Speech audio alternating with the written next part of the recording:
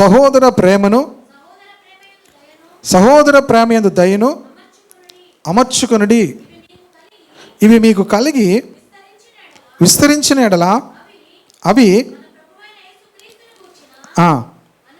అనుభవ జ్ఞాన విషయంలో మిమ్మును సోమరులైనను నిష్ఫలులైనను కాకుండా చేయును.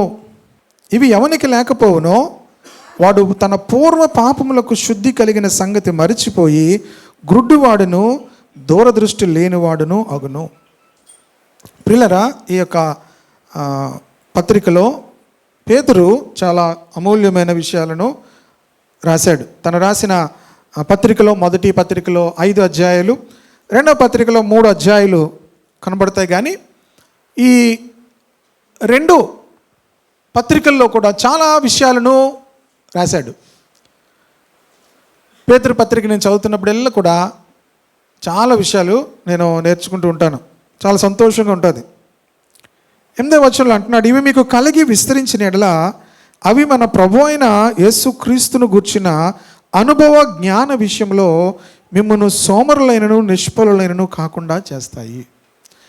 క్రైస్తవ జీవితంలో చాలా కాలం గడిచిన తరువాత ఈ 2 విషయాలు జరుగుతాయి. ఏంటంటే, 1 సోమరితనము, 2 సోమరితనం అన్నది నేను చెప్పింది జనరల్ సోమరితనం గురించి నేను ఇక్కడ మాట్లాడట్లేదు. స్పిరిచువల్ సోమరితనం అంటే దేవుని కొరకు ఏమీ కూడా చేయలేనటువంటి పరిస్థితులకు రావడం. 2వది నిష్ఫలులు అంటే ఏ విధమైనటువంటి ఫలము కూడా లేని వారిగా ఉండడం. ఈ 2 విషయాలు ఎందుకు జరుగుతాయి అనే విషయాన్ని పైన చెప్పాడు. అంతేకా 9వ వచనంలో అంటాడు, ఇవి ఎవనికి లేకపోవునో వాడు తన పూర్వ పాపములకు శుద్ధి కలిగిన సంగతి మర్చిపోతాడు. జనరల్గా క్రైస్తవ జీవితంలో ఒక ప్రాసెస్ అనేది జరగకపోతే తర్వాత ఏమవుతుందంటే, నేను అసలు పాపక్షమాపణ పొందాను అన్న విషయం కూడా మర్చిపోయి ఏమవుతాడట, గుడ్డివాడు అవుతాడట. 2వది దూరదృష్టి లేనివాడుగా అయిపోతాడు. దూరదృష్టి లేనివాడుగా కూడా అయిపోతాడు. కనుక ప్రియమైన దేవుని బిడ్డలారా, ఇలాంటి పరిస్థితి రాకూడదంటే పేతురు ఏమన్నాడంటే, మనమందరమును కూడా ఈ హేతువు చేత, 5వ వచనంలో ఈ హేతువు చేత అంటే ఈ కారణము చేత అంటూ ఏమన్నాడంటే, మనమందరము కూడా పూర్ణ జాగ్రత్త గలవారే. జాగ్రత్త వేరు, పూర్ణ జాగ్రత్త వేరు. పూర్ణ జాగ్రత్త. విశ్వాస జీవితంలో అజాగ్రత్తగా ఉండడం అనేది చాలా ప్రమాదకరం. కేర్లెస్గా ఉండడం అనేది చాలా ప్రమాదకరము. పూర్ణ జాగ్రత్త గలవారమై ఏమన్నాడంటే, మీ విశ్వాసమునందు అంటున్నాడు. క్రైస్తవ జీవితానికి మూలం ఏంటంటే ఫెయిత్, విశ్వాసం అనేది క్రైస్తవ జీవితానికి ఆరంభం. క్రైస్తవ జీవితానికి ఆరంభం ఏంటి? విశ్వాసము. మనం యొక్క క్రైస్తవ జీవితం ఎప్పుడు ప్రారంభించాము అంటే చిన్నప్పటి నుంచి కాదు, క్రైస్తవ కుటుంబంలో పుట్టినప్పటి నుంచి క్రైస్తవ జీవితం ప్రారంభించినప్పుడు కాదు. ద మూమెంట్ వీ హ్యావ్ యేసుక్రీస్తునందు విశ్వాసం ఉంచడం ప్రారంభిస్తాం కదా, అప్పటి నుంచి మన యొక్క క్రైస్తవ జీవితం ప్రారంభమవుతుంది. హల్లెలూయా. విశ్వాసము ద్వారానే మనము రక్షించబడుతున్నాం. విశ్వాసము ద్వారా కృపచేతనే మనము రక్షించబడుతున్నాం. విశ్వాసం అంటే ఏంటి?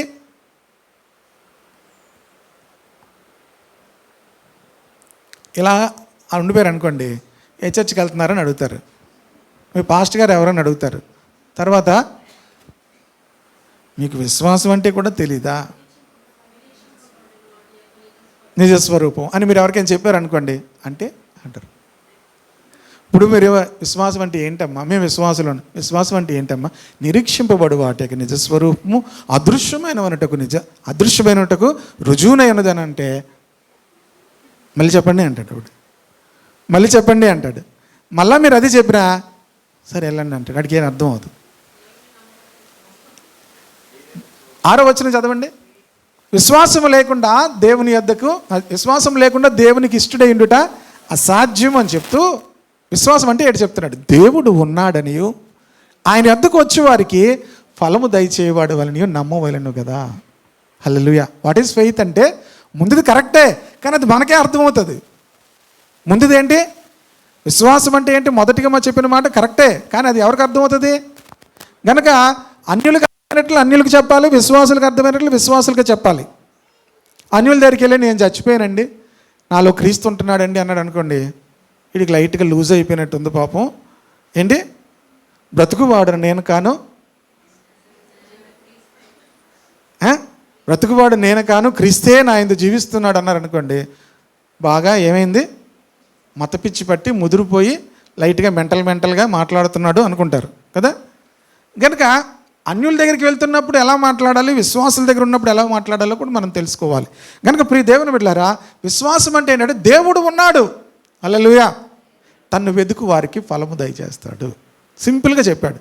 విశ్వాసము లేకుండా దేవునికి ఇష్టడై ఉండుట అసాధ్యము. It is impossible to please God without faith అని చెప్తూ దాని గురించి ఏం చెప్తున్నాడంటే దేవుడు ఉన్నాడు, అంతేకాదు తనకు ప్రార్థన చేయవారికి, లేకపోతే తను వెదుకు వారికి అనే మాట ఆశ్రయించే వారికి అన్న విషయం కూడా కొన్ని చోట్ల ట్రాన్స్లేషన్లో రాయబడింది.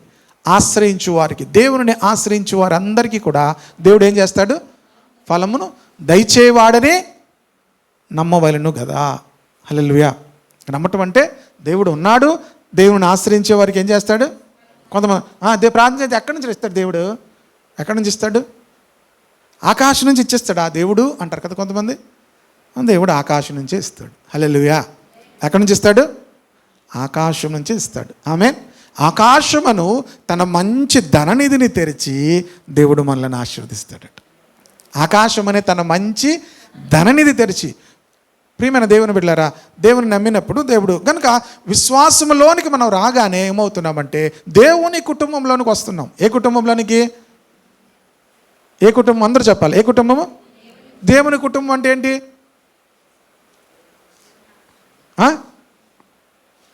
దేవుని కుటుంబం అంటే ఏంటి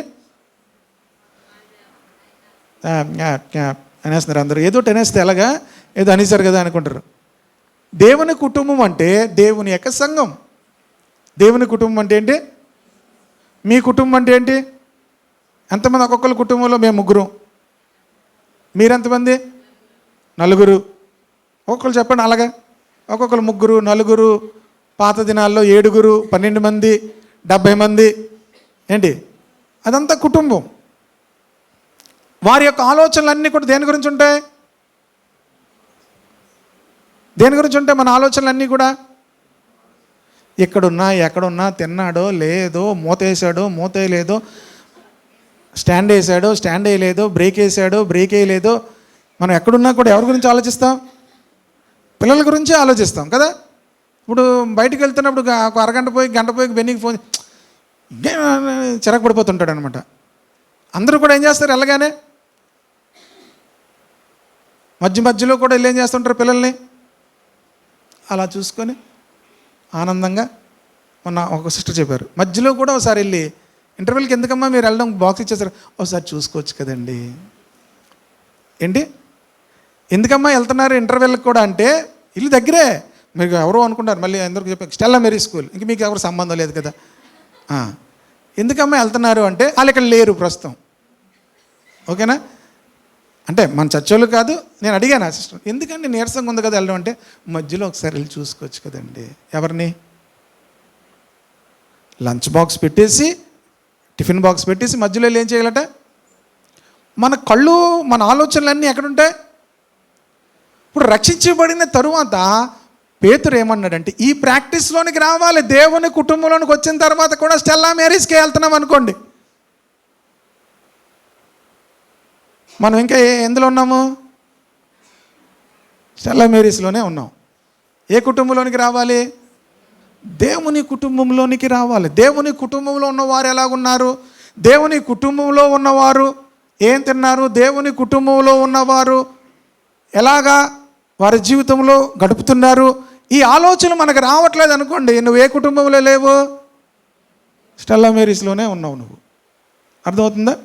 మనం విశ్వాస జీవితంలోకి వచ్చిన తర్వాత మన యొక్క ఆలోచన పరిధి, మన యొక్క సరిహద్దులను మనం విశాలపరచుకోవాలి. హల్లెలూయా.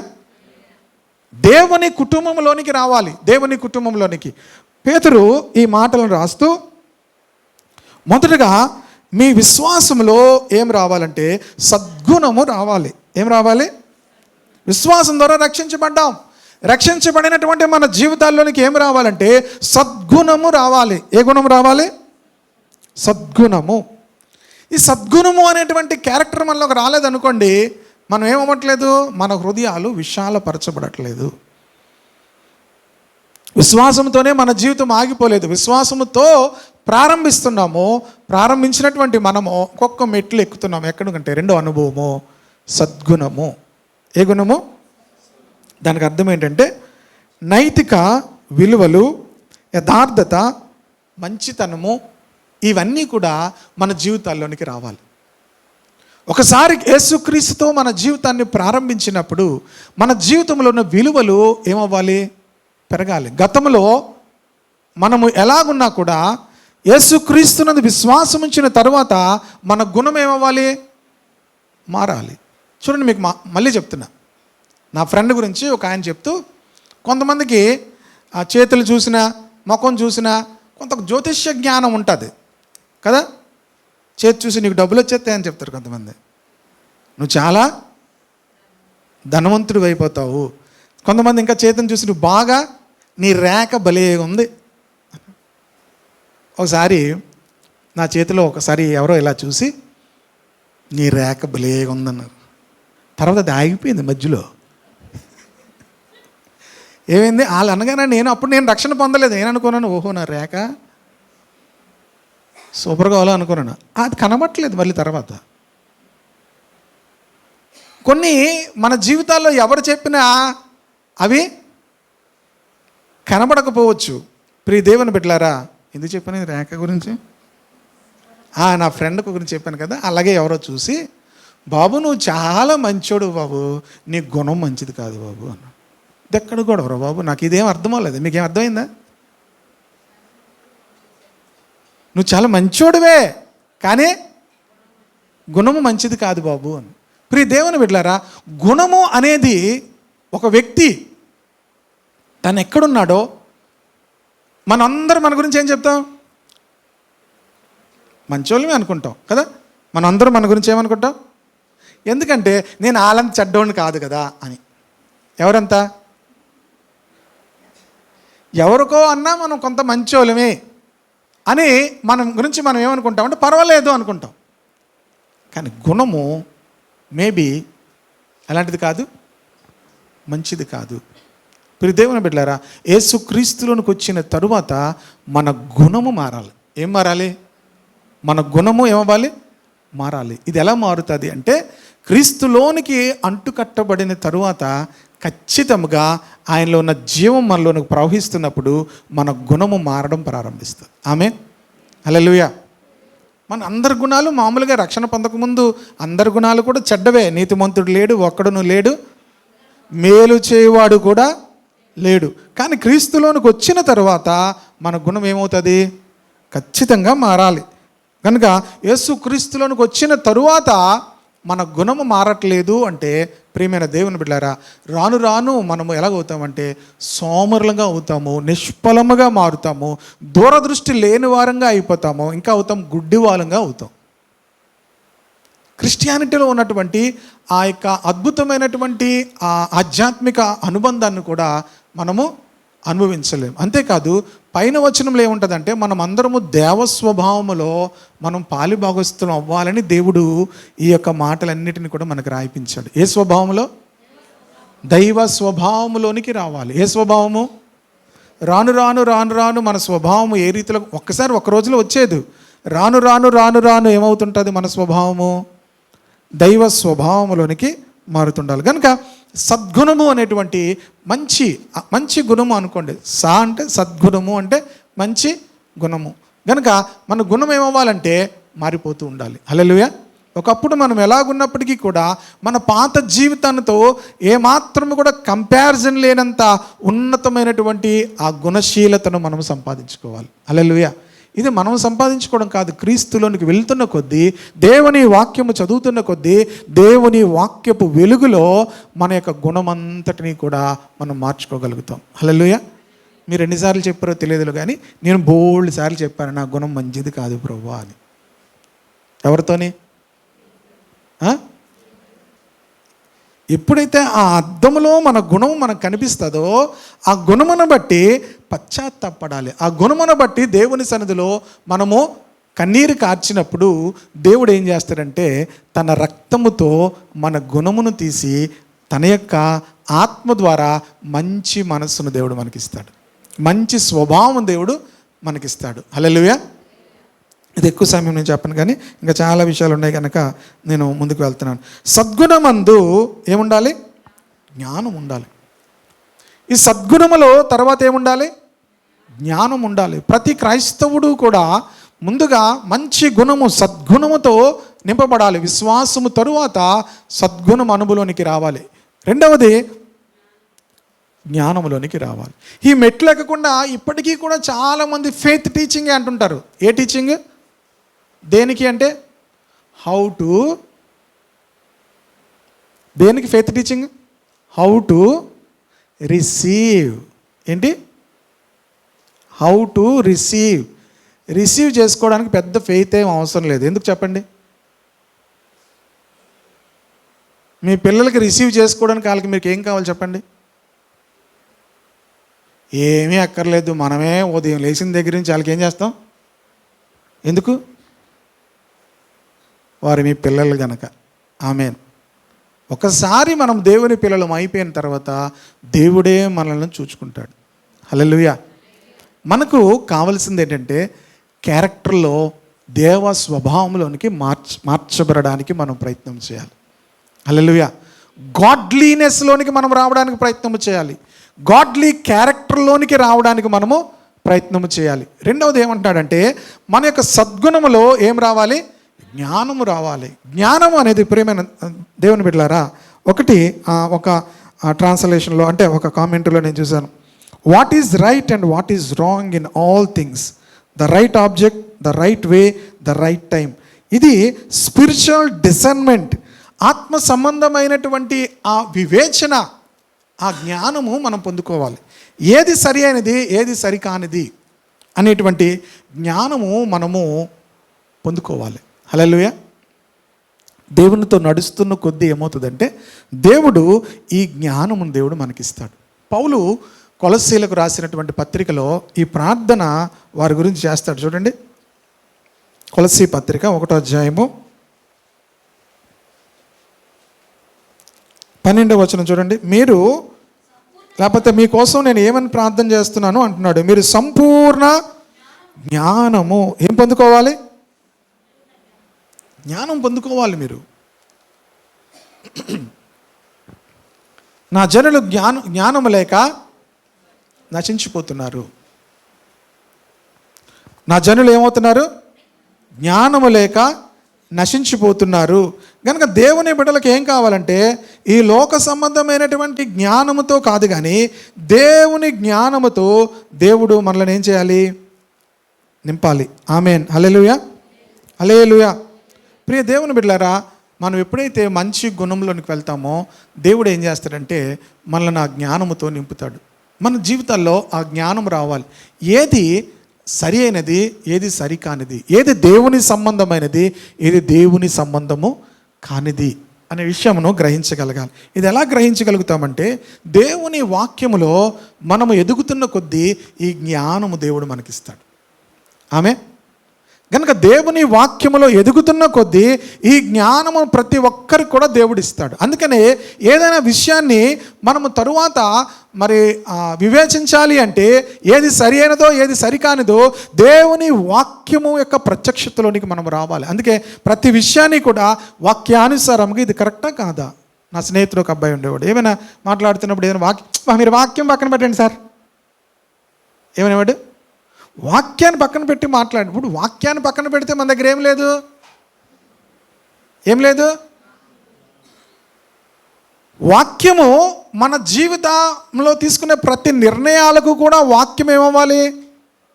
ఆధారమై ఉండాలి. ప్రియ దేవుని బిడ్డలారా, గనుకనే వాక్యపు జ్ఞానము మనము కలిగి ఉండాలి. వాక్యపు ప్రత్యక్షతను మనము కలిగి ఉండాలి. వాక్యంలో దేవుని వాక్యము ఏం చెప్తుంది అనే విషయం మనకు అర్థం కావట్లేదు అనుకోండి, జీవితంలో మనము జ్ఞానులము కాము. జ్ఞానం వలన ఇల్లు కట్టబడును. జ్ఞాని అని సొలొమోను అన్నాడు. జ్ఞానం వలన ఏం కట్టబడుతుంది? ఇల్లు కట్టబడుతుంది. కనుక ప్రియమైన దేవుని బిడ్డలారా, ప్రతి ఇల్లు కూడా కట్టబడాలంటే ఏముండాలి? సార్ మా ఇల్లు మేము బాగానే కట్టుకున్నాం కదండి అని మీరు అంటారు. ఇది చెప్తుంది ప్రియమైన వాళ్ళరా, కుటుంబం కట్టబడడానికి, జీవితం కట్టబడడానికి. మొన్న ఒక దైవజనుడు చెప్తూ ఒక మంచి మాట చెప్పాడు. ఆయన మీరు అందరూ విన్నారో లేదో కానీ, ఆయన పేరు మర్చిపోయి ఆలివ్ గ్రీడ్ గారు చెప్తూ, బ్రతకడం ఎవడైనా బ్రతుకుతాడు, జీవించడం అందరూ జీవించలేరు. జీవించడం అంటే ప్రియమైన వాళ్ళరా, అది ఎంతో సంతోషకరమైన అనుభవం. హల్లెలూయా. బ్రతకడం అనేది ఎవడైనా ఎలాగైనా బ్రతుకుతాడు, జీవించడం అనేది ఒక అద్భుతమైనటువంటి ఆధ్యాత్మికమైన దీవెన. అది జ్ఞానము కలిగిన వారు వారి జీవితాలను కట్టుకుంటారు, వారి కుటుంబాలను కట్టుకుంటారు. అంతేకాదు ఇతరుల కుటుంబాలను కూడా కట్టగలుగుతారు. ఆమె జ్ఞానం వలన ఏమవుతుందట? ఇల్లు కట్టబడుతుంది. కనుక ప్రియమైన వాళ్ళారా, సద్గుణములో ఏం రావాలి? ఇవన్నీ ఎవరి లక్షణాలు అనుకుంటున్నారు? దేవుని లక్షణాలు. మనం ఇప్పుడు ఏ స్వభావంలోని పాలిభాగస్తులు అవ్వాలి? పైన మాటలు ఏమన్నాడు? మీరు అందరూ దేవ స్వభావములో పాలివారు అవ్వాలంటే ఇవన్నీ మీకు రావాలి. విశ్వాసముతో ప్రారంభించి విశ్వాసంతోనే ముగించేయకూడదు. విశ్వాసము తరువాత సద్గుణములోనికి రావాలి. సద్గుణము తరువాత జ్ఞానము పొందుకోవాలి. హల్లెలూయా. ఎప్పుడైనా అడిగారా, ప్రభువా నేను వెర్రివాడిని, నా జ్ఞానము దయచేయని? నలుగురిలో కాదు, ఒక్కరిగా ఉన్నప్పుడు. నలుగురిలో మనం చాలా అడుగుతాం కదా, ఒక్కరిగా ఉన్నప్పుడు. అందుకే చూడండి, నేను వెర్రిదాన్ని ప్రభువా అని పక్కన మనం ప్రార్థన చేస్తున్నాడు. అవును ప్రభువా, అవును. నువ్వెందుకు అవును అంటున్నావు? మీరు అన్న మాటలు ఎవరైనా అవును అవును అంటే మీరు ఎలాగుంటుంది? నేను పనికిమాలి దాన్ని ప్రభువా అని, అవును ప్రభువా, నిజంగా ప్రభువా అన్నాం అనుకోండి, పక్కన వాళ్ళని ఏకీవిస్తున్నప్పుడు మీరు ఎలాగంటారు? నేను పనికిమాలి దాన్ని. మరి ఎందుకన్నావంటే అదొక ఫ్రేజ్, అదొక పదజాలము. ప్రార్థనలో ఏంటది? అలాగుంటే బాగుంటుంది ప్రార్థన. ప్రార్థన అలా చేస్తే ఏమవుతుంది? బాగుంటుంది. స్టైల్లో చేస్తే ప్రార్థన పనికిరాదు. యథార్థంగా అందుకే మనం ఒంటరిగా ఏం చేస్తాం అది సరైన ప్రార్థన. మనం ఒంటరిగా ఉన్నప్పుడు ప్రభా నేను జ్ఞానం లేనివాడిని ప్రభా అని అడిగితే దేవుడు ఏం చేస్తాడు తెలుసా? తన జ్ఞానాన్ని సమృద్ధిగా దేవుడు మనకిస్తాడు. అది బైబిల్ చెప్తుంది. మీలో ఎవరికి నువ్వు జ్ఞానము కొదువుగా ఉన్న ఎడల అది దేవుని అడగవలను, ఆయన ఎవరిని గద్దించక ధారాళము. అందుకే నేను సమృద్ధిగా కుమ్మరిస్తాడు అన్నాడు. ఎందుకంటే ధారాళముగా ఇస్తాడు. హల్లెలూయా. ఇది చాలామందికి తెలియదు. వెర్రోడ్లాగంటే అందరూ నన్ను వెర్రోడు అంటారండి, అంటారు, లేకపోతే ఇలాగంటారు అలాగంటారు కదా. నీవు ఏమై ఉన్నావో అది దేవుని సన్నిధిలో చెప్తే దేవుడు నీ వెర్రితనమును జ్ఞానముగా మారుస్తాడు. హల్లెలూయా. నీ వెర్రితనమును ఏం చేస్తాడు? దేవుడు జ్ఞానముగా మారుస్తాడు. కనుక ప్రియమైన దేవుని బిడ్డలారా, జ్ఞానం అనేది దేవుని దగ్గర మనం అడిగి పొందుకోవాలి. మనము మన జీవితాల్లో వెళ్తున్నప్పుడు మనకు అర్థమవుతుంది, ప్రభా నేను అంత జ్ఞానిని కాదు ప్రభా అనే విషయం మనకు అర్థమవుతుంది. విషయాలు నేను గ్రహించలేని స్థితిలో ఉన్నాను ప్రభా, నేను చాలా వెర్రివాడిగా కనబడుతున్నాను ప్రభా అన్నప్పుడు చూడండి, మనకన్నా మంచిగా పనిచేస్తున్న వాళ్ళు చూసినప్పుడు కూడా ప్రభా నాకు అంత జ్ఞానం లేదు ప్రభా. రెండు రకాలుగా ఉంటాయి. మనకన్నా మంచిగా ఉన్న వాళ్ళని చూసి మనం అసూయపడచ్చు. రెండవది, ప్రభా నేను అంత జ్ఞానిని కాదు ప్రభా, నాకు జ్ఞానము దయచేయని ప్రార్థన చేయొచ్చు. మొదటిది అసూయ, రెండోది దీనత్వం. కనుక ప్రియమైన దేవుని బిడ్డలారా, జ్ఞానమును మనము పొందుకోవాలి. జ్ఞానమును పొందుకుంటే దేవుని స్వభావంలోనికి మనం వస్తాం. హల్లెలూయా. కనుక అప్పుడు ఇంకా తర్వాతకి ఎందుకు వెళ్ళిన తర్వాత నేను వివరిస్తాను. మూడవది ఆశా నిగ్రహము. మూడవది ఏంటి? ప్రతి విశ్వాసి కూడా ఏ అనుభవం ఉండాలంటే ఆశా నిగ్రహము. అంటే ఏంటి? Self control. ప్రియమైన దేవుని బిడ్డలారా, ప్రాకారము లేక పాడైపోయిన పురము ఎంతో తన మనస్సును అణుచుకోలేనివాడు అంతే. ప్రాకారము లేక, సామెతల గ్రంథము 25:28 ఉంది ఈ మాట. జస్ట్ అలా నోట్ చేసుకోండి చాలు. ప్రాకారము లేక పాడైపోయిన పురము ఎంతో తన మనస్సును ఎందుకు అణుచుకోలేకపోతున్నారు? మనస్సును అంటే సెల్ఫ్ కంట్రోల్ అనేటువంటి ఆధ్యాత్మిక అనుభవం లేకపోవడం. ఈ సెల్ఫ్ కంట్రోల్ అనేది ఎక్కడి నుంచి వస్తుంది అంటే it's a fruit of spirit. ఇది ఆత్మ సంబంధమైనటువంటి వరము కాదు, ఫలము. ఇదేంటి? ఆత్మ సంబంధమైన ఫలము.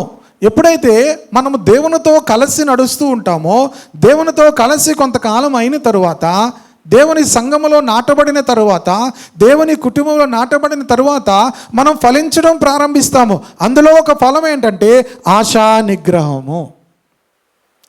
ఆశా నిగ్రహము, సెల్ఫ్ కంట్రోల్. ప్రియమైన దేవుని బిడ్డలారా, మన మనస్సును మనం ఏం చేయగలుగుతాము? అణుచుకోగలుగుతాము. తన మనస్సును అణుచుకోలేని వాడు ఎలాంటి వాడు అంటే తన ప్రాకారం పాడైపోయిన పురమ వంటి వాడు. రెండవది, మన మాటలను కూడా మనం ఏం చేసుకోగలుగుతాం? మొన్న కానీ నాకు చెప్పారండి, నా నోట్లో ఆగదండి. ఏం ఆగదట? అయ్యో నాకు చెప్పారు, ఇంక నా నోట్లో ఆగదు. మొన్న ఎవరో చెప్తున్నారు, అనియా ఈ సిస్టర్కి కానీ చెప్పారా మొత్తం ఊరని తెలిసిపోయినట్టే అనియా అన్నాను. ఎక్కువగా సిస్టర్స్కి గిఫ్ట్ ఉంటుంది. ఎక్కువగా బ్రదర్స్కి ఎక్కువ ఉండదేమో అనుకుంటున్నాను. మరి సిస్టర్స్కి గిఫ్ట్ ఉంటుంది. ఒకళ్ళకి తెలిసిందా వెంటనే వాళ్ళ ఫోన్ మనం ఎంతసేపు ట్రై చేస్తున్నా, ఈయన ఇంకొకరితో మాట్లాడుతున్నారు మీరు ఆగండి అని చెప్తుంటుంది. మళ్ళా చేస్తే ఆయన బిజీగా ఉన్నారు మీరు ఉండండి అని ఫోన్ అలా చెప్తూనే ఉంటుంది. ఇక ఈ విషయాన్ని అందరికీ తెలిసిపోయాక అమ్మయ్య నీరసం వచ్చిందండి బాబు, పొద్దున్నుంచి మాట్లాడి ఏమొచ్చింది? అవును, మరి పొద్దున్నుంచి ఏం మాట్లాడావు? దేవుని గురించి ఏమైనా మాట్లాడితే ఆరోగ్యం బలం వస్తుంది. మాట్లాడిన మాట ఇన్ఫర్మేషన్ పాసింగ్ అయితే ఏమవుద్ది? నీరసం వచ్చిందండి, గొప్ప నీరసం వచ్చిందండి. ఎందుకు వస్తుంది నీరసం? దేవుని మాటలు మనం ఎవరితో మాట్లాడుతున్నా మనకు బలం వస్తుంది, తెలుసా మీకు? అంతేగాని మనం ఎక్కువ మాట్లాడుతున్నారు అనుకోండి ఇన్ఫర్మేషన్స్, కనుక వర్డ్స్, మన మాటలు ఏమవ్వాలి? కంట్రోల్లో ఉండాలి. సెల్ఫ్ కంట్రోల్ అంటే మన ఎవడైనను తన మాటను కంట్రోల్ చేసుకోగలిగితే సర్వ శరీరమును కూడా కంట్రోల్ చేసుకోగలుగుతాడు అని ఉంది. హల్లెలూయా. యాకోబు పత్రికలో ఉంటుంది ఈ మాట. ఎవడైనను తన యొక్క నోటిన నాలుకన, చూడండి యాకోబు పత్రిక 3వ అధ్యాయము,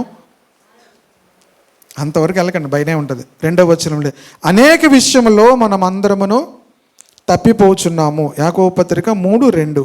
ఎవడైనను మాట యందు తప్పని ఎడల అట్టివాడు లోపము లేనివాడే తన సర్వ శరీరమును స్వాధీనమందుంచుకొన శక్తి గలవాడగును. మాట యందు తప్పకుండా అంటే మాటను కంట్రోల్ చేసుకోగలిగినటువంటి అనుభవంలోకి వచ్చేస్తే సర్వ శరీరము కూడా ఏమవుతుందట? సెల్ఫ్ కంట్రోల్లోకి వచ్చేస్తుంది. హల్లెలూయా.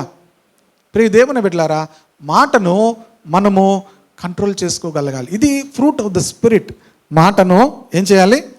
కంట్రోల్ చేసుకోగలగాలి. తర్వాత ఇంకొకటి కోపం. ఇంకొకటి ఏంటి? అందరూ అనండి, ఏంటి? కోపం. కోపాన్ని ఏం చేయాలి? కాల్చివేయాలి. కోపమును ఏం చేయాలి? అందరికీ అది సాధ్యమేం కాదు. వారం రోజులు కంట్రోల్లో ఉంటారు, వారం తర్వాత ఏమవుద్ది? వారం రోజులది కూడా మరలా ఏం చేస్తారు? వారం రోజులు ఆగాను, వారం రోజులది కూడా ఇప్పుడు ఏం చేస్తారు? ఇంక నేను ఆగలేను, ఎందుకు? నిండిపోయింది. ఇంక నిండిపోతే ఏమవుతుంది? బయటికి వచ్చేస్తుంది. ప్రియ దేవుని బిడ్డలారా, కోపాన్ని ఏం చేయాలి? It's a fruit of the spirit. Self control అనేది, కోపము ప్రియమైన వారులారా అనేది కూడా కంట్రోల్ చేసుకోవడం అనే అనుభవంలోనికి మనం రావాలి. ప్రియమైన దేవుని, అలాగంటే ఇంకెవ్వరి మీద కోప్పడకుండా ఉండమని నేను అనట్లేదు. కోప్పడకుండా అంటే నిర్హేతుకముగా కోప్పడకూడదు, అంటే కారణము లేకుండా ఎవరి మీద కూడా ఏమవ్వకూడదు? కోప్పడకూడదు. అంతేకాదు, మీ కోపము ఒకవేళ కోప్పడ్డారు, సూర్యుడు అస్తమించేంత వరకు ఏం చేయకూడదు? చీకటి పడిపోతుంది అనగానే ఇంకేం చేయాలి? దాన్ని ఎక్కడి నుంచి? మనసులోంచి, హృదయంలోంచి చేసి ఎవరి మీద కోపడ్డామో వాళ్ళ గురించి ఏం చేయాలి తెలుసా?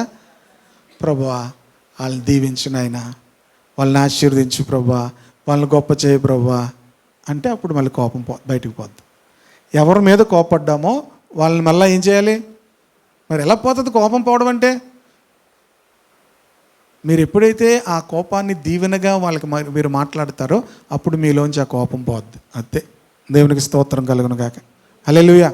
లేకపోతే ఆ కోపం ఏమవుతుంటుంది, మండుతూనే ఉంటుంది, మండుతూనే ఉంటుంది. మీరు గ్యాస్ అనుకుంటారు, అది అసలు మంట ఏంటి, గ్యాస్ మంట ఏమో అనుకుంటారు.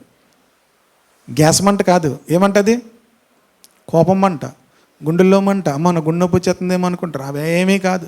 ముందు ఏం చేయాలి, మీరు ఎవరి మీద కోపడ్డారో వాళ్ళ గురించి మీరు ప్రార్థన చేయగానే చేతులెత్తి, ప్రభువా వారిని దీవించండి, వారిని ఆశీర్వదించండి అని మీరు ఎప్పుడైతే అనడం ప్రారంభిస్తారో చల్లగా అయిపోతారు. దేవునికి స్తోత్రం కలుగును గాక. హల్లెలూయా. చల్లని మజ్జిగ తాగి, నిమ్మకాయ నీళ్ళు తాగినట్టుగా కడుపు చల్లగా అయిపోద్ది, గుండె చల్లగా అయిపోద్ది. కోపము కంట్రోల్లో ఉండాలి. ప్రియమైన దేవుని బిడ్డలారా, దేవుని బిడ్డలకు కోపము ఏమవకూడదు, బర్స్ట్ అవ్వకూడదు. తర్వాత డిజైర్స్, ఇంకేంటి, ఆశలు, కోరికలు. ఇదే పెద్ద ప్రమాదం. కోరికలు ఏమవ్వకూడదు, దేవుని యొక్క అదుపులోనికి ఉండాలి. దేవుని యొక్క అధికారం కింద ప్రతి కోరిక కూడా ఉండాలి. ఆశా నిగ్రహమునందు సహనం ఉండాలి. ఏముండాలి, సహనము. చాలామంది కష్టం, సహనము. ప్రియమైన వాళ్ళరా, ఈ ఆశా నిగ్రహంలో ఎంతకాలం ఉండాలండి, ఎంతకాలం కోపం అంచుకోవాలండి అంటే దానికి పక్కనే ఉండాలి. ఇంగ్లీష్లో ఏముంది, పేషెన్స్. సహనం ఎంతకాలం అండి, ఎంతకాలం. అందుకే అన్నాడు, వెంటనే పక్కనే పెట్టాడు పేతురు, సహనం ఉండాలి. ఏముండాలి,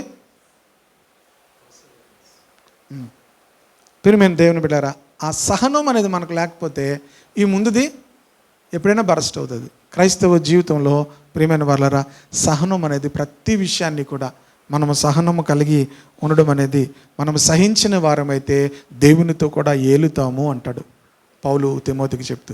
మనము సహిస్తే ఏమవుతాము, ఆయనతో కూడా ఏలుతాము. చూస్తారన్నమాట. 2వ పత్రిక అనుకుంటాను, తిమోతికి రాసిన 2వ పత్రిక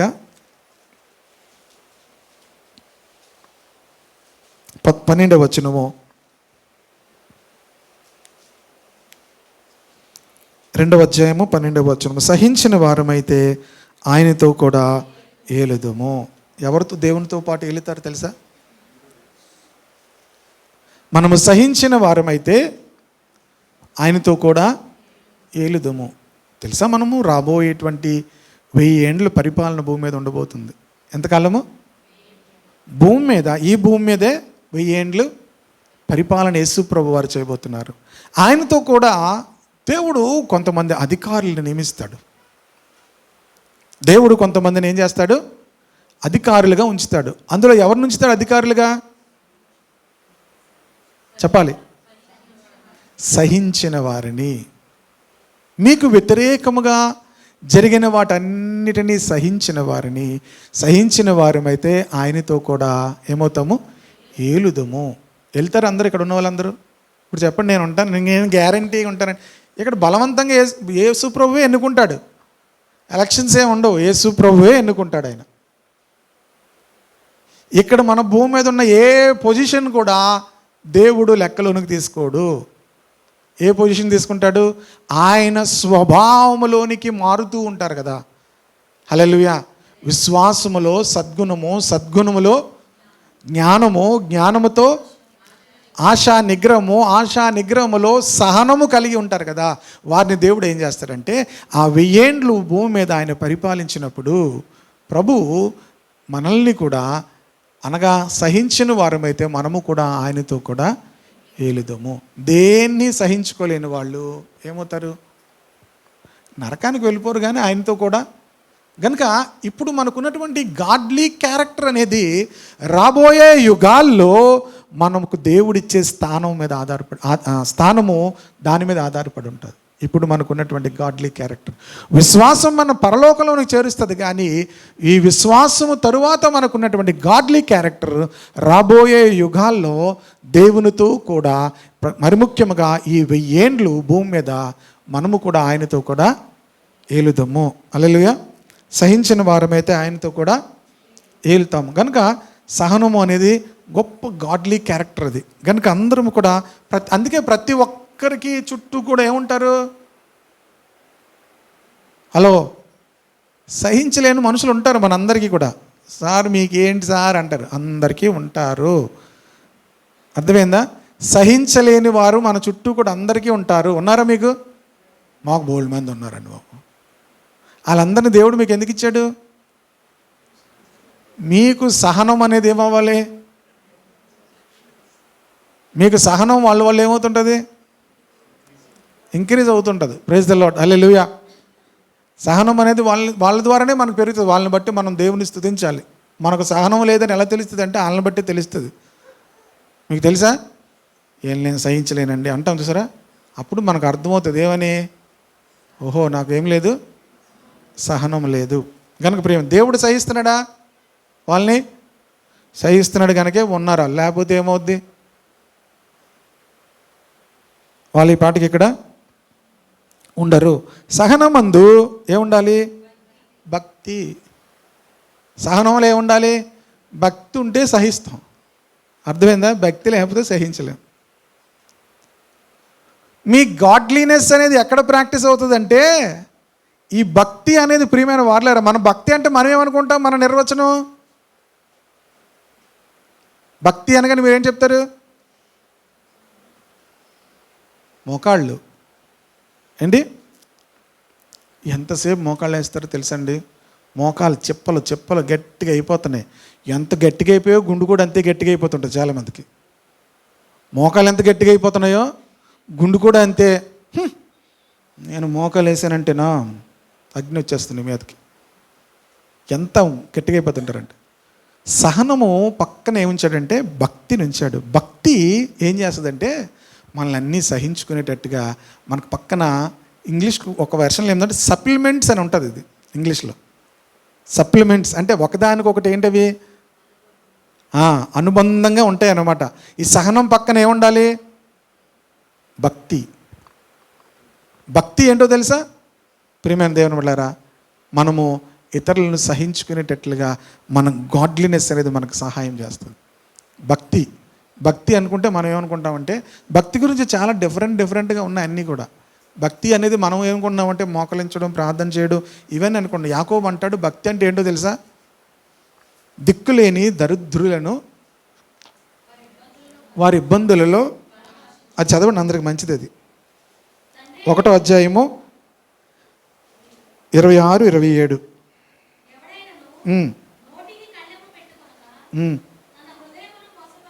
హృదయమును మోసపరుచుకొనుచు. చూడండి, కొన్ని భక్తి ఏంటి మన జీవితానికి? నోటికి ఏం పెట్టుకోవాలి? కళ్ళెం పెట్టుకోవాలి. తర్వాత తండ్రి అయిన దేవుని ఎదుట పవిత్రమును నిష్కలంకమునైన భక్తి ఏదనగా దిక్కులేని. చాలా జాగ్రత్తగా మీరు ఉంచుకోవాలి. భక్తి అంటే ఏంటి? మనం చేస్తున్న భక్తి ఏంటి? ఈ భక్తి ఏంటి? బైబిల్ చెప్తున్న భక్తి ఏంటి? దిక్కులేని పిల్లలను. రెండవది విధవరాండ్రను. మూడవది వారి ఇబ్బందులలో. దిక్కులేని వారిని ఏం చేయాలి? జ్ఞాపకం చేసుకోవాలి. విధవరాండ్రను ఏం చేయాలి? వారి ఇబ్బందుల్లో పరామర్శించాలి. ఇహలోక మాల్యం అంటకుండా భక్తిలో ప్రార్థన లేదు, భక్తిలో ఏం లేదు, ముసుగు లేదు, మోకాళ్ళు లేవు. భక్తిలో ఏముంది? దిక్కులేని పిల్లలను జ్ఞాపకం చేసుకోవాలి, విధవరాండ్రను జ్ఞాపకం చేసుకోవాలి, వారి ఇబ్బందుల్లో వారిని పరామర్శించాలి. అది భక్తి. గనుక ప్రియమైన వారలారా, ఇక్కడ మన యొక్క భక్తిలో గనుక ఇది ఈ అనుభవంలోనికి రాకపోతే, ఈ గాడ్లీనెస్ అనుభవంలోనికి రాకపోతే ఇతరులను మనం సహించలేము. కనుక సహనములో ఏముండాలి? సహనమునందు భక్తి ఉండాలి. భక్తి యందు సహోదర ప్రేమ ఉండాలి. ఏ ప్రేమ? అందుకే ముందు చెప్పాను. అందుకే మనం ఏ కుటుంబంలో ఉన్నామో? దేవుని కుటుంబంలోనికి వచ్చాము. ఇప్పుడు సహోదరులు అంటే ఎవరు?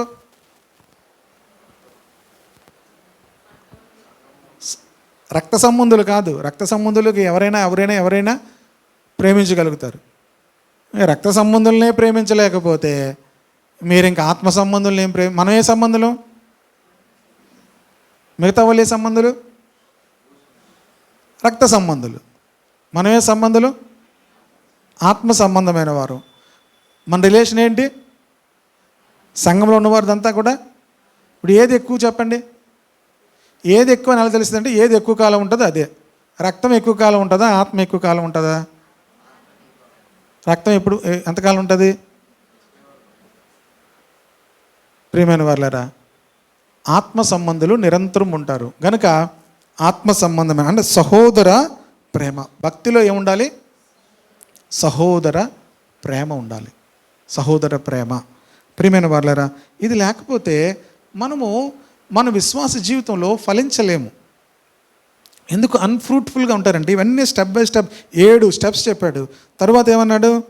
ఆ ప్రేమ యందు దయను అమర్చుకోవాలి. ఇవన్నీ అమరిక. మన ఇంట్లో ఈ షెల్ఫ్లో ఏం చేస్తాం? చక్కగా ఏం చేస్తారు? అమరుస్తారు. ఒక చక్కటి చెక్క. ఇది వాళ్ళని బట్టి అర్థమవుతుంది వీళ్ళు చాలా చక్కగా ఉంటారని. ప్రతిదీ కూడా చక్కగా ఇంట్లో కొంతమంది ఏం చేస్తారు? చక్కగా అమరుస్తారు. ప్రతి దాంట్లోనూ కూడా బోళ్ళు కప్పులు పెడతారు. అందులో ఏ కప్పులు? టీ కప్పులు. అక్కడ కప్పులు, ఇక్కడ కప్పులు, ఇక్కడ కప్పులు. ఎన్ని కొనుక్కుంటారో. టీలు తాగడానికి కొనుక్కుంటారు కానీ డెకరేషన్కి కూడా కొనుక్కుంటారు కదా. కప్పు సాసరు, మగ్గు, గ్లాసులు, జాజు గ్లాసులు ఎన్ని పెడతారో కొంతమంది దాని మీద స్టిక్కర్ వేసేస్తారు మరి ఇంక దాన్ని తీయకుండా. కానీ అవి ఎంతో అందంగా ఏమవుతాయి? కనబడతాయి. విశ్వాస జీవితంలోనూ కూడా ఇవన్నీ కూడా పేతురు అంటున్నాడు అమర్చుకోండి అంటున్నాడు. అవన్నీ మన జీవితాలకు అక్కర్లేదు కానీ ఇవి మన జీవితాలకు అమర్చుకుంటే ఇదంతా కూడా మన జీవితాల్లో ప్రియమైన వాళ్ళరా ఎంతో అద్భుతముగా కనిపిస్తుంది. ఆమె అందరి జీవితాలు కూడా విశ్వాసమందు సద్గుణమందు మర్చిపోయారు అందరూ. జ్ఞానములో ఆశానిగ్రహములో సహనములో భక్తిలో సహోదర ప్రేమలో దయ ఉండాలి. దయ అంటే ఏంటో తెలుసా? వెన్ యూ సీ పీపుల్ వాళ్ళ మీదకి నీకు కంపాషన్ రావాలి. దయ అంటే వారికి మనం ఏదోటి చేసేంత వరకు కూడా ఉండలేమన్నమాట. ఎస్తేరు మీదకి ఏమొచ్చింది? దయ వచ్చింది. వెంటనే ఏం చేశారు వాళ్ళు? నీకేం కావాలి చెప్పు అన్నాడు రాజు. దయ రాగానే ఏమన్నాడు? నీకేం కావాలో చెప్పు అన్నాడా? ఈ రాజ్యములో సగం మట్టుకు నీకు ఇస్తానన్నాడు. దయ ఏం చేస్తుందంటే మనకు ఉన్నది ఇతరులకి ఇస్తుంది. మనకు ఉన్నది ఏం చేస్తుంది? ఇతరులకు ఇవ్వగలుగుతుంది. దయ అనేది ఇప్పుడు రాజ్యం ఎలాగిచ్చేస్తాడు చెప్పండి? రాజుకి ఏం అవసరం? రాజుకి ఏం కావాలి? రాజ్యము కావాలి. కానీ ఇప్పుడు ఎస్తేరును చూడగానే ఏమన్నాడు? నీకు సగం మట్టుకు రాజ్యము కావాలా? నీకేం కావాలి? నా ఉంగరం తీసేసుకో అన్నాడు. నీకేం కావాలో. ఎస్తేరును చూడగానే ఏం పుట్టింది? ఇప్పుడు మనకు కూడా ఏం పుట్టాలి? మనుషులు చూడగానే సగం రాజ్యం ఇచ్చేస్తామని కాదు, వాళ్ళకి ఏ అవసరతలు ఉన్నాయో వాళ్ళకి తీర్చగలిగే దయ పుట్టాలి. దయ అనేది మనకు లేకపోయినా కూడా ఇవ్వగలిగేటువంటి ఆ స్వభావంలోనికి రావాలి. సరే, ఇక్కడ వరకు ఇవి చెప్పాను కదా. ఇప్పుడు ఇవి ఉంటే 10వ వచనంకి వద్దాం.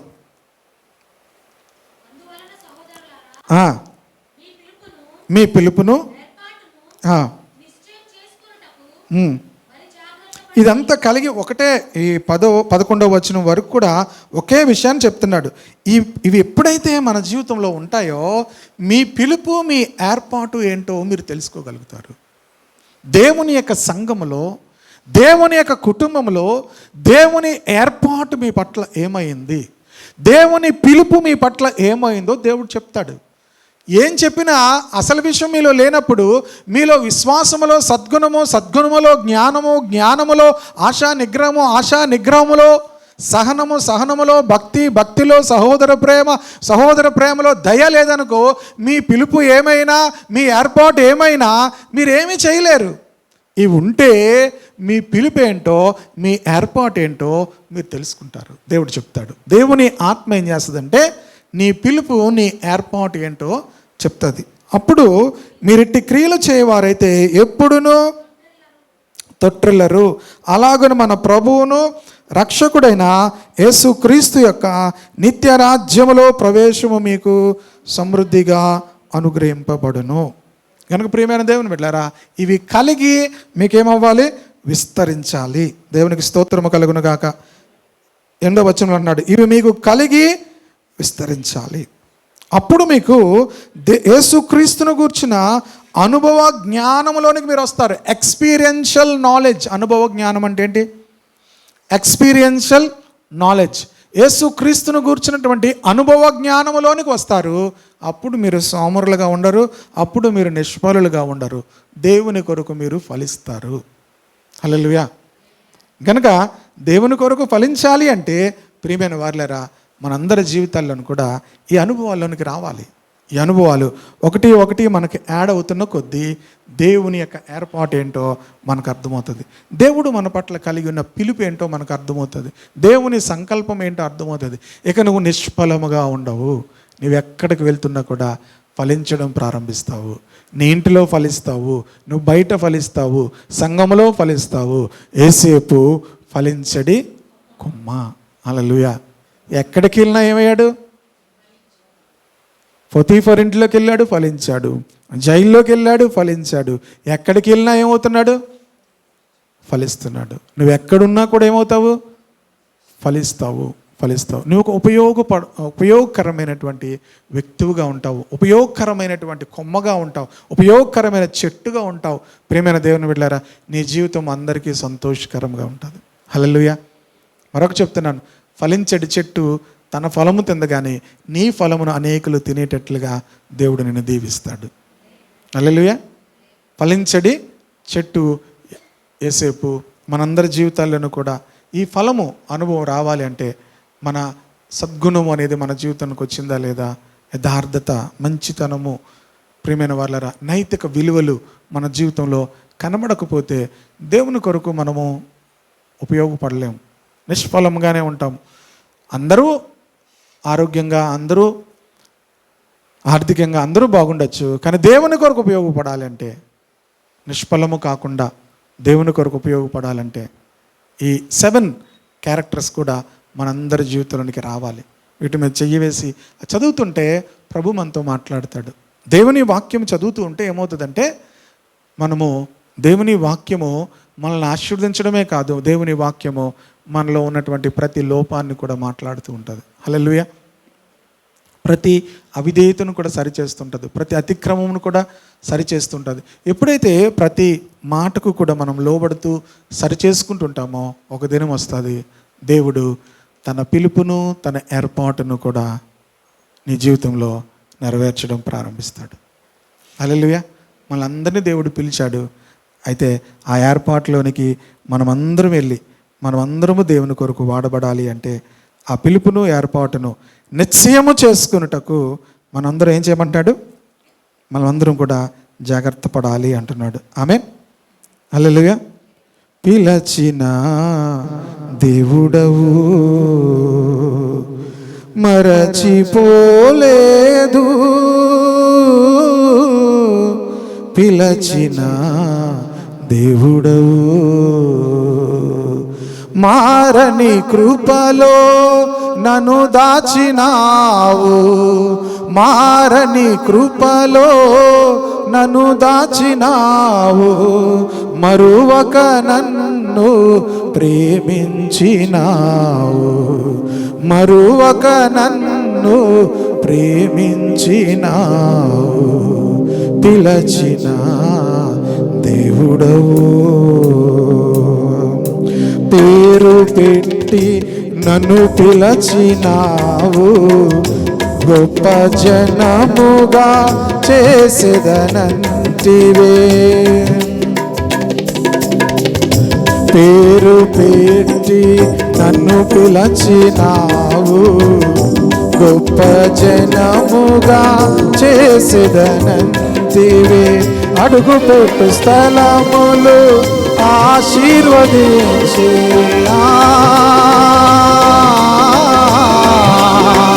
అడుగుపెట్టు స్థలములు ఆశీర్వదించి, స్వాస్యముగానే ఇచ్చేదనంటి, స్వాస్యముగానే ఇచ్చేదనంటి, పిలచిన దేవుడవు మరచిపోలేదు,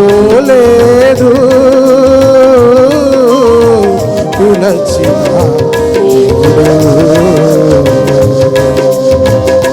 కాలాలు మారిన మారని వాడా, యుగ యుగములలో నా తోడు నీవే. కాలాలు మారిన మారని వాడా, యుగ యుగములలో నా తోడు నీవే. నాతో నిత్య నిబంధన చేసి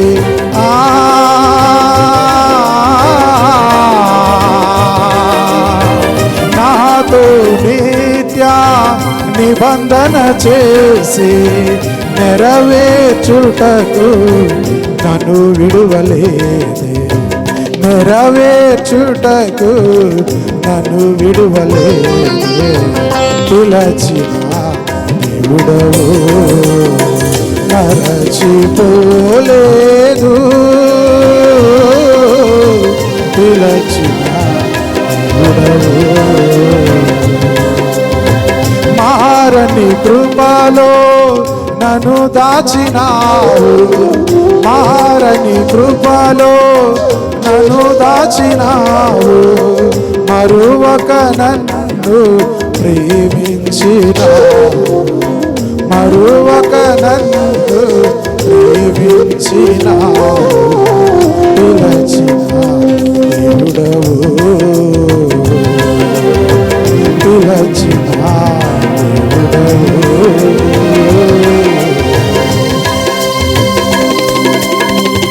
ఒకసారి అందరూ కూడా కళ్ళు మూసుకొని, దేవుడు నిన్ను నన్ను పిలిచాడు. ఈ విశ్వాస కుటుంబంలోనికి మనం వచ్చాము. కొన్ని దినాలకు మనం నిష్ఫలముగా, కొన్ని దినాలకు మనం సోమరువారముగా, కొన్ని దినాలకు మనము గ్రుడ్డివారముగా, మన పూర్వ పాపములకు క్షమాపణ పొందామనేటువంటి గ్రహింపు లేని వారముగా, దూరదృష్టి లేని వారంగా అయిపోవడం గల కారణము విశ్వాసంతో ప్రారంభించిన మన జీవితంలోనికి సద్గుణము, జ్ఞానము, ఆశా నిగ్రహము, భక్తి, సహనము, సహోదర ప్రేమ, దయ ఇవన్నీ అమర్చుకుంటూ ఉంటుండగా దేవుడు నీ పిలుపు, నీ ఏర్పాటును నీకు బయలుపరుస్తాడు. దేవుని కొరకు నువ్వు బాగా ఫలించడం ప్రారంభిస్తావు. దేవుని ఆత్మ నిన్ను వాడుకోవడం ప్రారంభిస్తాడు. దేవుడు నిన్ను వాడుకోవడం నువ్వు చూస్తావు. జ్ఞానం లేని వారంగా, సద్గుణం లేని వారముగా, భక్తి లేని వారముగా, సహనం లేని వారముగా, సహోదర ప్రేమ లేని వారంగా ఉంటే దేవ స్వభావంలో మనం పాలిభాగస్థులం కాలేము. దేవుని కొరకు మనం ఉపయోగపడలేము. తండ్రి, పేతురు మా అందరి జీవితాలకు ఉపయోగకరమైన ఆ మాటలను రాసి ఉంటుండగా ప్రభా, ఉదయవేళలో వాటిని ధ్యానిస్తున్నాం ప్రభా. పిలిచిన దేవుడు నమ్మదగిన వాడు ప్రభా, సహాయం చేయి. ఈ మంచి అనుభవాలు పరిశుద్ధాత్మ ద్వారా మేమందరము కలిగి ఉన్నటకు సహాయం చేయండి. ఎక్కడ మేము తప్పిపోతున్నామో, ఎక్కడ మా జీవితంలో లోపం ఉందో ప్రభా, ఎక్కడ మేము నాయనా తండ్రి నాయనా సహించలేని వారంగా ఉన్నామో, ఎక్కడ మేము నాయనా సెల్ఫ్ కంట్రోల్ మా జీవితంలో లేకుండా కోపము నాయనా తండ్రి నాయనా అదుపు లేని మాటలు నాయనా తండ్రి మా జీవితాల్లో ఉన్నాయో వాటన్నిటిని బట్టి క్షమించు ప్రభా. నీ రక్తముతో ఉదయవేళలో మరొకసారి మమ్మల్ని కడుగు. నీ ఆత్మతో మమ్మల్ని అందరినీ మరొకసారి ఉదయవేళలో నింపండి. ఈ మాటలు అందరి జీవితాల్లో ఫలించాలి నాయన. ఈ మాటలు ఫలించాలి, వారు నీ కొరకు ఫలించాలని ప్రార్థిస్తున్నాను. అనేక కుటుంబాలను కట్టేవారుగా, అనేక జీవితాలను కట్టేవారుగా అందరూ కూడా ఉండాలని ప్రార్థిస్తున్నాను ప్రభా. అనేక కుటుంబాలు నాశనం అయిపోతున్నాయి, పాపములో నశించిపోతున్నారు ప్రభా. అనేకులు నేను బంధకాల్లో ఉన్నారు ప్రభా. వారందరినీ కట్టడానికి దేవా నీ బిడ్డలమైన మేమే కదా నాయనా, నాయనా క్షమించు, మమ్మల్ని కనికరించు. దేవుడు మనందరం కూడా అనేకులు కట్టాలని ఆయన ఎదురు చూస్తున్నాడు. మన కుటుంబాలతోనే మన జీవితాలు అయిపోతున్నాయి. మన ముగ్గురితో, మన నలుగురితో కాదు దేవుని యొక్క పిలుపు ఏర్పాటు. అనేక జీవితాలు కట్టడానికి దేవుడు నిన్ను ఎన్నుకున్నాడు, నిన్ను ఏర్పాటు చేసుకున్నాడు, నిన్ను పిలుచుకున్నాడు. ఆయన 7 గుణాలు నీలోనికి వచ్చినప్పుడు దేవుడు నిన్ను అద్భుతంగా వాడుకోవడం నువ్వు చూస్తావు. ప్రతి ఒక్కరు కూడా, స్త్రీలైనా పురుషులైనా, ప్రభు సన్నిధిలో ఒక్క నిమిషం ప్రభా మమ్మల్ని క్షమించు, ప్రభుని అడుగుదాం. తండ్రి క్షమించు, క్షమించు. Forgive us lord. మా జీవితాలతోనే మా యొక్క ఆయుష్ అయిపోతుంది ప్రభా, మా కుటుంబాలతోనే మా ఆయుష్ అయిపోతుంది, మా సమస్యలతోనే మా ఆయుష్ అయిపోతుంది. ఎవరిని కట్టలేని స్థితిలో ఉన్నామేమో ప్రభా, క్షమించు నాయన, క్షమించు. మమ్మల్ని పిలిచిన పిలుపు, ఏర్పాటు మేము గ్రహించలేని గుడ్డి వారముగా, దురదృష్టి లేని వారముగా ఉండడాన్ని బట్టి దేవాని సన్నిధిలో క్షమించమని ప్రార్థిస్తున్నాను. యేసుక్రీస్తు నామములో పరిశుద్ధాత్ముడా అందరినీ ఉదయవేళలో తాకండి ప్రభా. అందరి హృదయాలను మీరు తాకండి, అందరి జీవితాలను మీరు తాకండి ప్రభా. అందరూ ప్రభు కొరకు ఫలించడి కొమ్మలుగా, చెట్లుగా మీరు మార్చమని నీ వాక్యానికి మరొకసారి అప్పగిస్తూ యేసుక్రీస్తు నామములో ప్రార్థిస్తున్నాను తండ్రి, ఆమేన్.